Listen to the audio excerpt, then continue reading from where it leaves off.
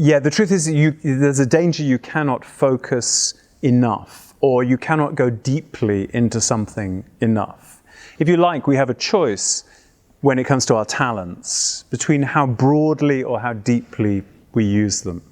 There's a woman called Herminia Ibarra at INSEAD, at the business school in France, and she feels we probably have maybe about 100 things we can do for work, 100 talents, 100 different jobs.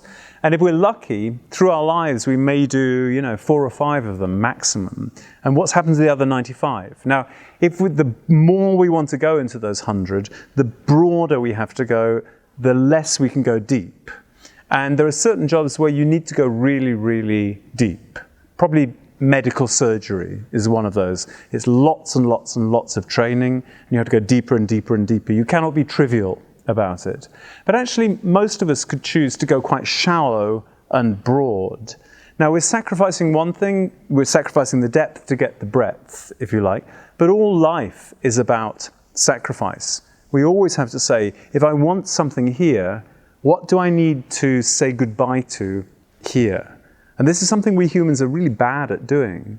But actually, that's the trick. I want something else here. Okay, what am I going to set aside? What dream will I say that's not going to happen? What hope do I say goodbye to?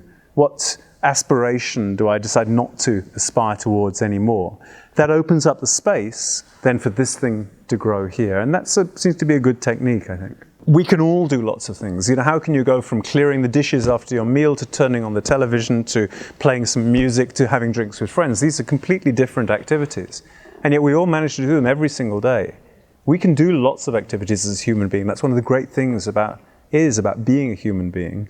It's a myth that we have to only do a single thing in our work, because it would be crazy if we said to someone, you can only do a single thing in the rest of your life.